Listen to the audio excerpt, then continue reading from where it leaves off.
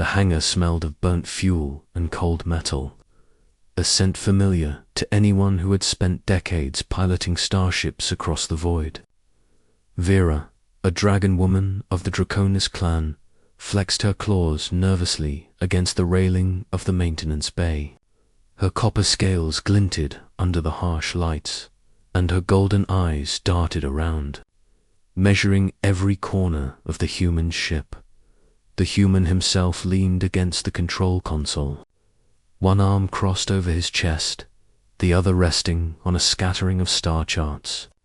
His face was weathered, marked by decades of unrelenting space travel. Yet his emerald eyes shone with a quiet determination that seemed almost impossible for someone his age.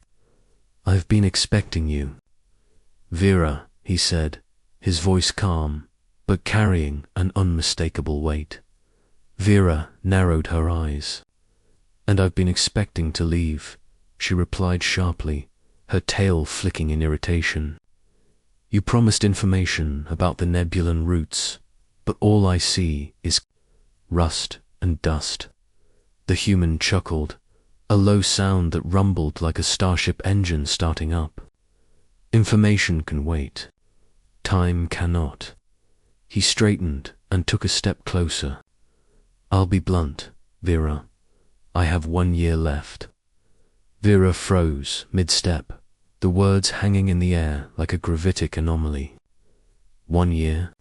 Her voice faltered, disbelief creeping through it.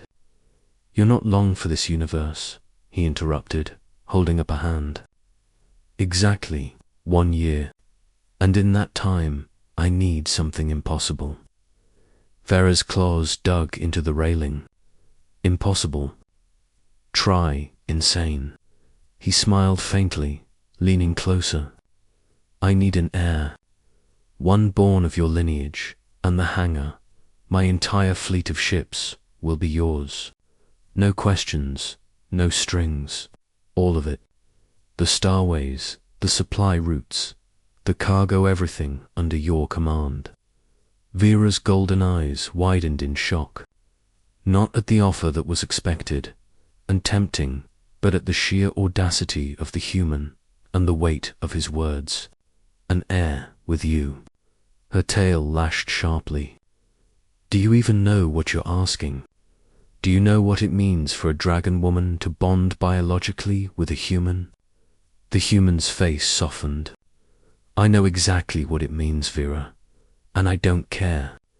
I've seen enough stars, flown enough war zones, and fought enough battles to understand the kind of chaos life throws at you. But I also know when an opportunity can change everything. For the better." Vera turned her gaze toward the hangar, where dozens of ships gleamed under the lights. A human fleet, constructed over decades, maintained meticulously, ready for battle, ready for conquest. One glance was enough to understand the scale he truly was offering her. The keys to power that could rival even the largest Draconis fleet. Her mind raced. To accept would mean compromising her autonomy, stepping into the uncertain bounds of human life, and yet, the thought of commanding this fleet, of shaping her own destiny, was intoxicating. "I don't even know your name," she said finally, testing the waters. "How do I know this isn't some kind of trick?" He shrugged, a faint grin on his face. "Call me Captain Rylan Voss.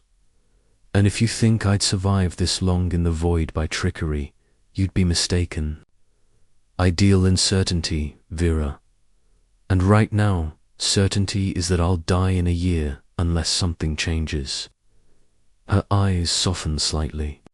A human who spoke of death, not with fear, but with clarity, rare, respectable. "And what if I refuse?" she asked, though a part of her dreaded the answer. "Then I die, and these ships go to someone else, someone less honorable, someone who wouldn't respect them, someone who wouldn't—" His voice faltered for a fraction of a second, betraying a depth of emotion he rarely showed. "Understand what I've built." Vera's heart, or whatever equivalent her species had tightened. There was something undeniably human about him, tenacious, courageous, unyielding even in the face of death. She shook her head, trying to dispel the swelling emotion. "And what makes you think I would even want a child with a human?" "Because," he said quietly, "I've seen humans do the impossible, and I've seen dragon women do the impossible. Together, perhaps, we can leave something behind that the galaxy will remember long after we're gone." There was a pause, the hum of the hangar filling the silence. Vera weighed the offer carefully, feeling the scales of destiny tip between fear and ambition. Finally, she straightened, her golden eyes meeting his. 1 year. You have 1 year. But know this, Captain, I don't do charity. And I certainly don't do guarantees. You want an heir? Then you'll have to survive everything I throw at you.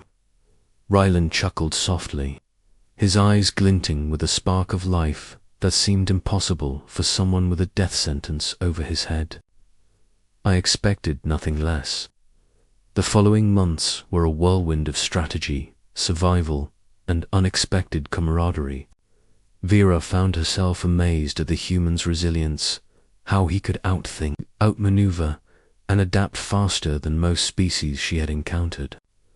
They traveled across nebulae, outwitted pirates, and negotiated with alien warlords who would have torn a lesser being apart. And all the while they learned each other, shared moments of laughter, of frustration, of quiet contemplation under starlit skies. For Vera, a dragon woman who valued honor above all else, the human's courage and ingenuity were magnetic. By the 8th month, the impossible became real. Ryland survived encounters that should have killed him, navigated political webs that would ensnare the smartest tactician, and, slowly, Vera found herself respecting, even trusting him in ways she had never trusted anyone. Extraordinary, she admitted one night aboard the flagship. The stars outside like scattered diamonds against the void. "You're exaggerating," he said with a smirk, though there was warmth in his eyes. "No," she insisted. "I've seen the galaxy burn, seen fleets crumble, and yet here you are, still standing, still human." He reached for her hand, a gesture that transcended species, a bond forged not just in necessity, but in mutual respect. "We still have a few months. Enough time to see if this idea of an heir is possible." She sighed, a mixture of determination and resignation. "It is possible, if the stars favor us. But know this, Captain, nothing in my life comes easy. And if you fail, I won't fail," he said firmly. A year from the day he had first made the offer, Ryland sat in the cockpit of the flagship, watching as Vera walked toward him, her scales glinting like burnished gold under the hangar lights. She approached, not as a subordinate, nor as an ally, but as something infinitely closer. "I accept," she said simply, her voice steady. "Your terms, your offer, but only because I trust you, and because I want to see if humans can truly defy fate." Ryland's eyes widened, and for the first time in a year, he allowed himself to hope. "Then, the fleet is yours, Vera, all of it. Every ship, every route, every piece of technology I've gathered in a lifetime." Vera bowed her head, a rare gesture of respect. "And your legacy will live on, not just in your ships, but in what we build together." The human smiled, the weight of his mortality lifted slightly by the promise of something enduring. "Then let's make sure it does." And so, in the vast emptiness of space, two unlikely beings, human bound by mortality, and a dragon woman bound by honor, created a future that neither species could have imagined. A future where courage, ingenuity, and the human will to survive triumphed over the cold certainty of fate. In the end, it wasn't just a fleet or an Erit, was proof that even against the unrelenting void, the heart of a human could change the galaxy forever. Asterisk.